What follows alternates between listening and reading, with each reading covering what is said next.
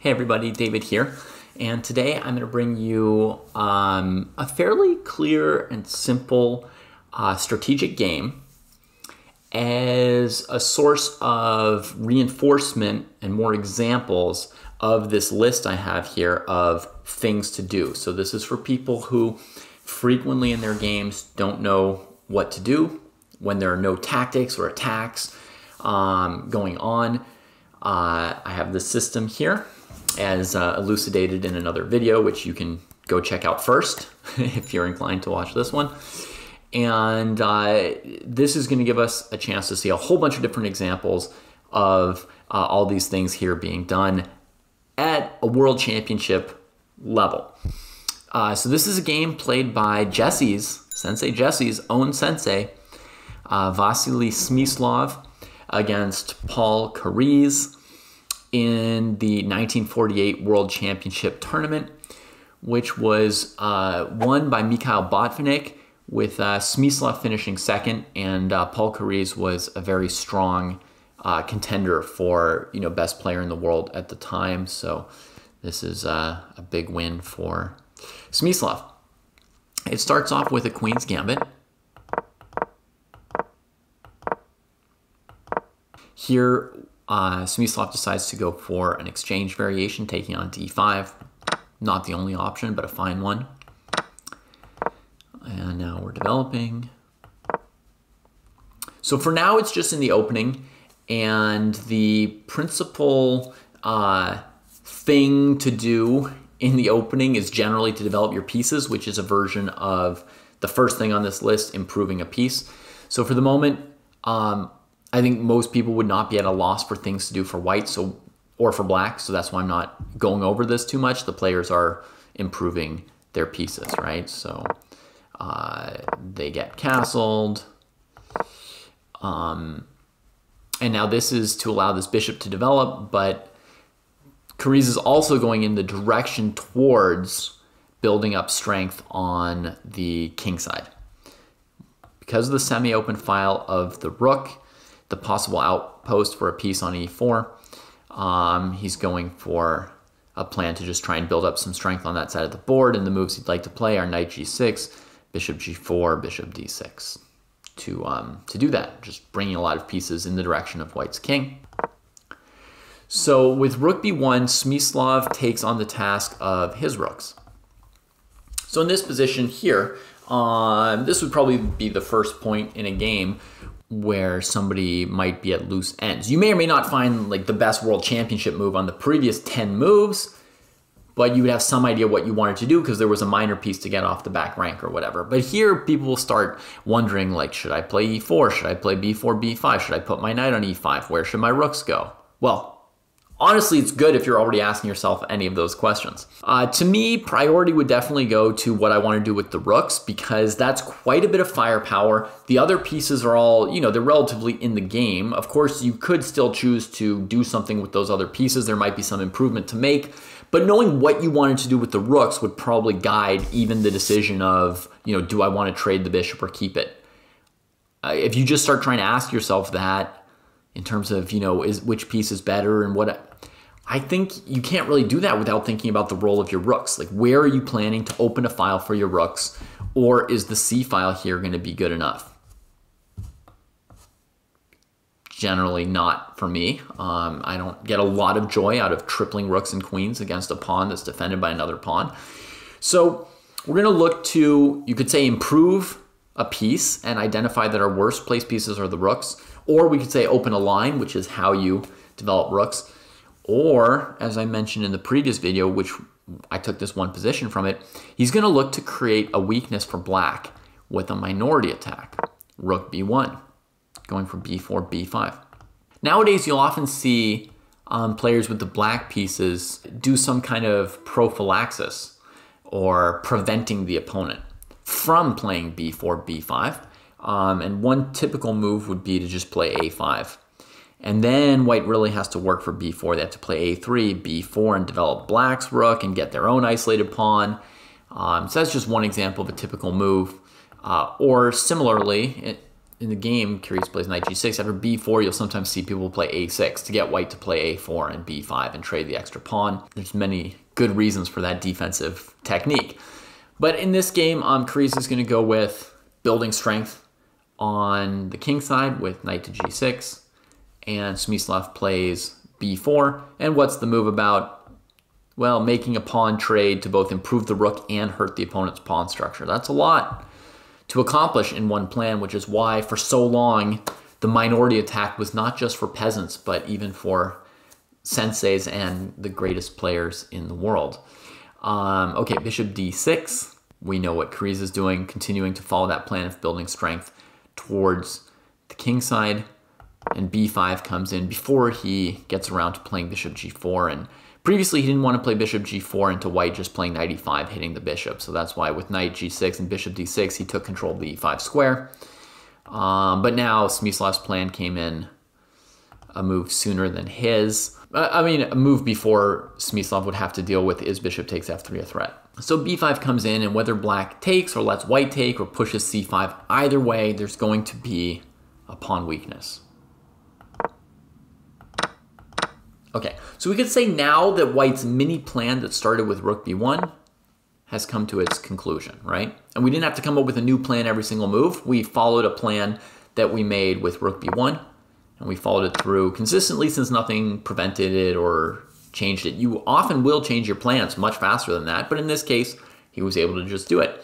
And now it's time for something else to do, right? Now you've created a weakness and you've developed your rook. What next? Okay.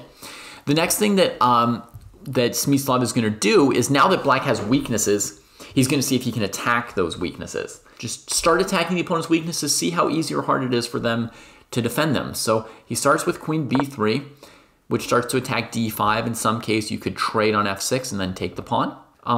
So Curious actually backs up the bishop to defend the pawn on d5 more robustly. And Smyslov decides that there's some pretty good pressure here, and that also he wants to prevent black from playing the move knight e4, so he trades on f6. And now this bishop, for the moment, is not feeling so powerful.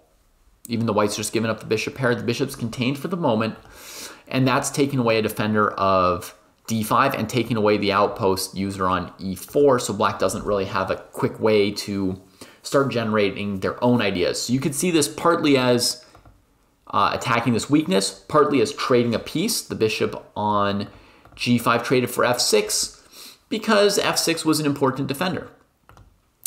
And you can also see it in a sense as a kind of prophylaxis against a knight e4 move from black using the outpost to develop black's game. Okay, but here Smyslov plays a very not trivial move. He goes to trade a piece in order to help himself continue attacking the weaknesses. And the piece he trades is a really, really good looking piece of his for a really, really bad looking piece of the opponent's, right? In theory, this is black's bad bishop being blocked in by two pawns, but there is a level at which people sometimes trade off bad pieces that are defending important things. And so Smyslov goes for bishop b5. The idea is not completely earth-shattering anymore now that the general chess public is so well educated on all the ideas and strategies and classics. But the idea here is the bad bishop is defending the pawns that white wants to attack. And even though in theory these are black's better pieces, in this case, this is the one that is bothering Smyslov. So he just goes and deals with it. And you can see that if black traded off on b5 themselves, they would immediately be losing a pawn. So of course, instead of that, black's going to get the queen out of the way of the rooks and continue trying to defend these squares, and that means white's going to be the one trading on c6. So black plays queen d6, white brings the rook. That is improving white's worst piece, improving a piece, but he noticed which one was the worst. He could also right away go through with this trade on c6, but if he does, and then goes here to aim at this, then he's giving black the chance to take away his file from him with either rook to b8. So to be even more precise, he first improves this rook, so he'll be ready to attack c6 the moment he makes the trade there. Still very unpleasant for black to take on b5.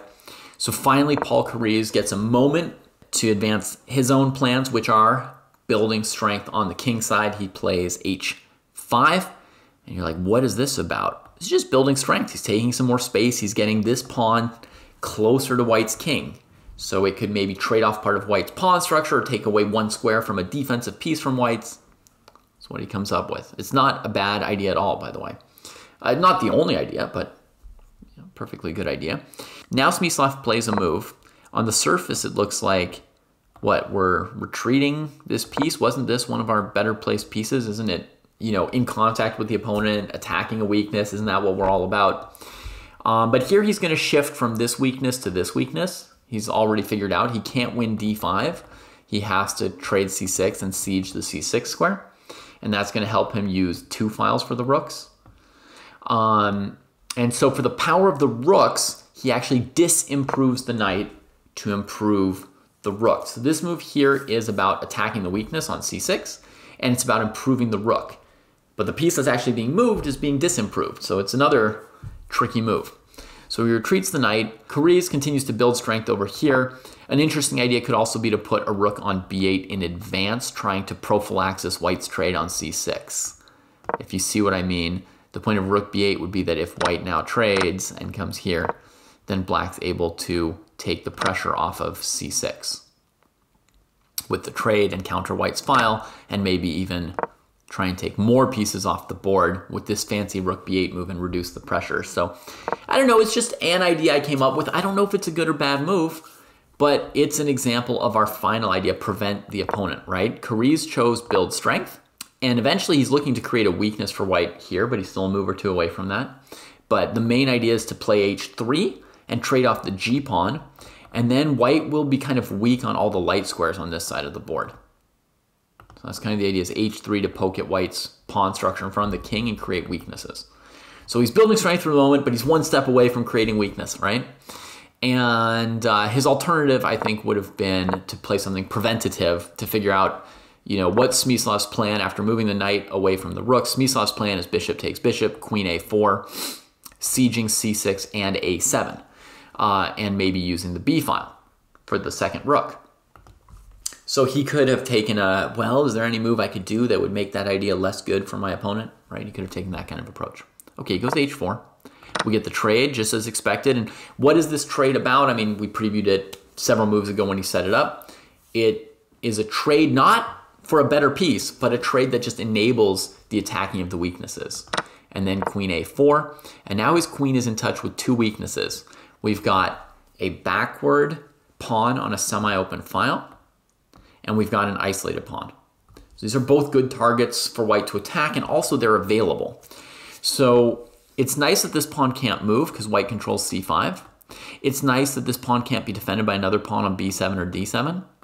This pawn here can move, but it can never be defended by another pawn. And attacking it is going to keep black from playing moves like rook b8, challenging the file. So we're going to try and tie the rook down to a really bad square, defending this pawn. And if the opportunity presented itself, white could also make another small improvement to the queen by bringing it from a4 to a6. It doesn't change the queen's position too much. She strikes the same 2 weaknesses. But what it does is it keeps this pawn from advancing.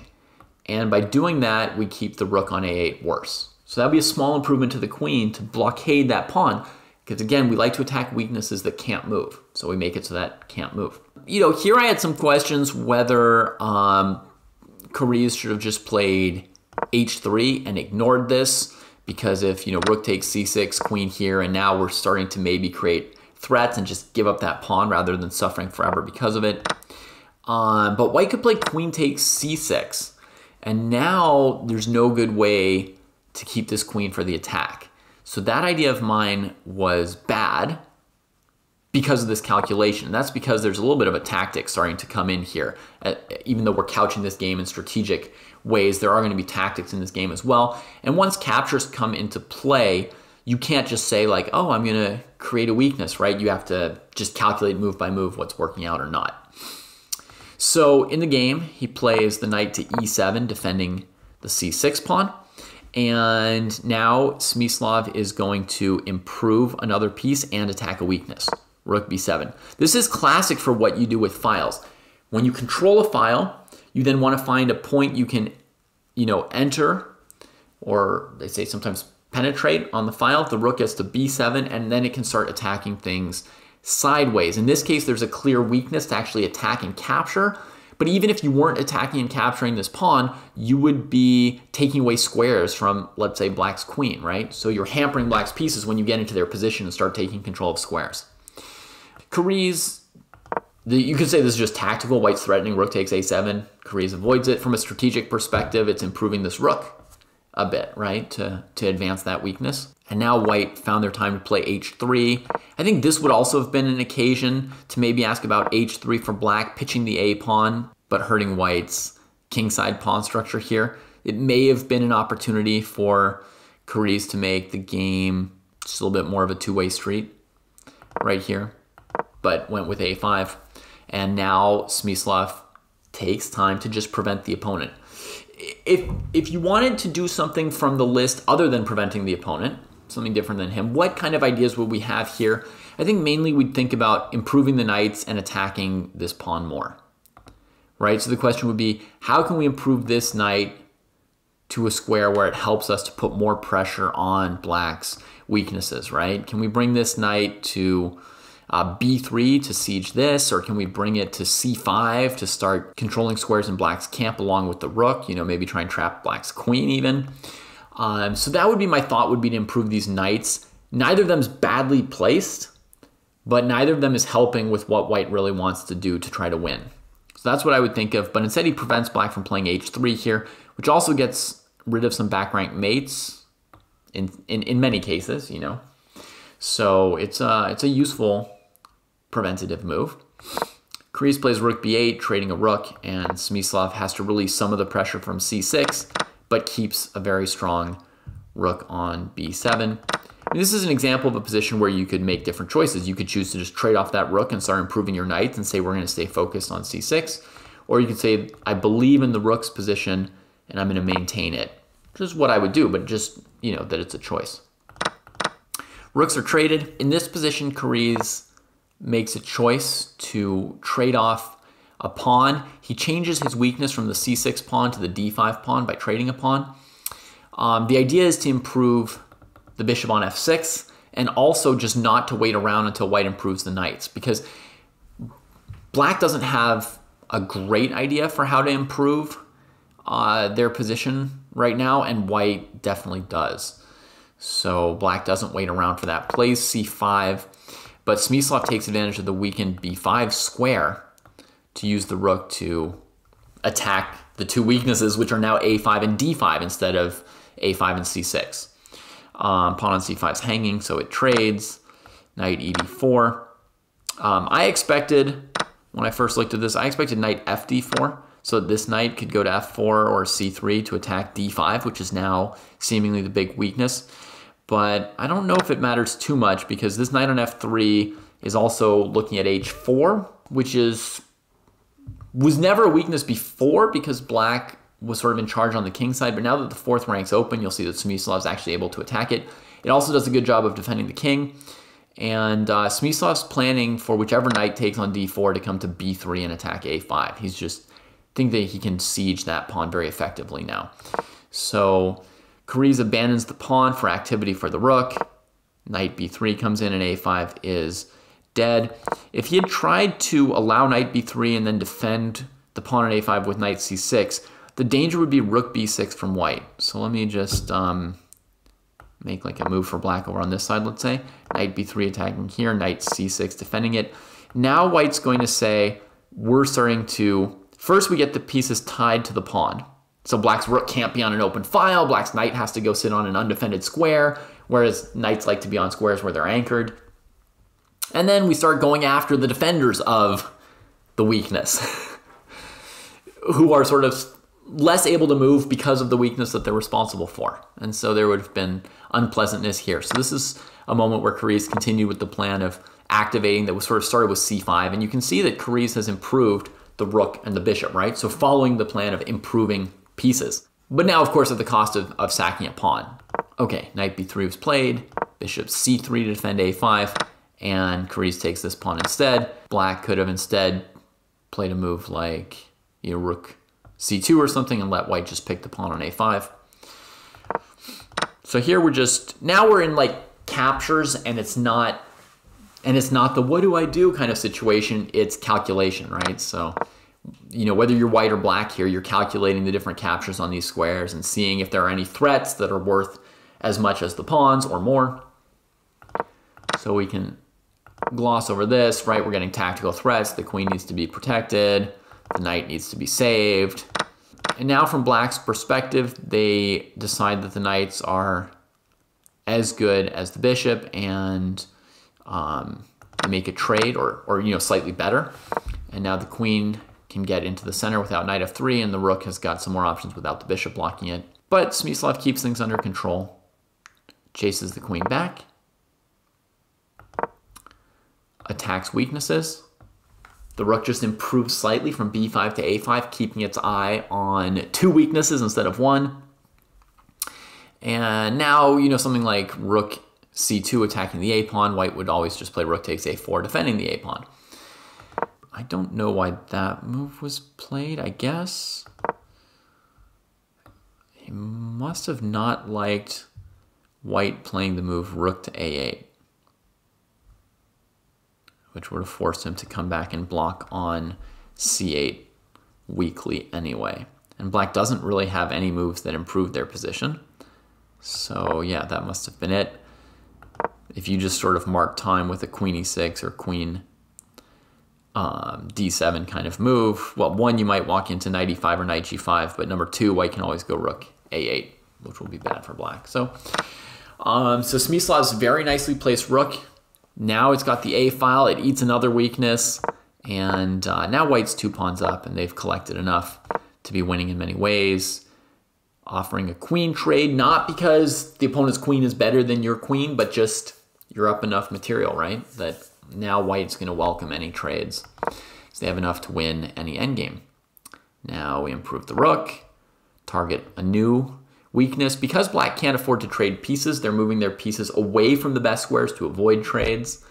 That's the advantage of having a position that's ultimately winning, right? Is you can make these kind of offers and your opponent has to either trade off the pieces towards a simpler game or keep backing away from the best squares and letting you take over better squares and their own pieces go to worse squares. And there's another one, going to a worse square to defend a weakness, focusing on the weakness again, and he collects his 3rd weak pawn of the game.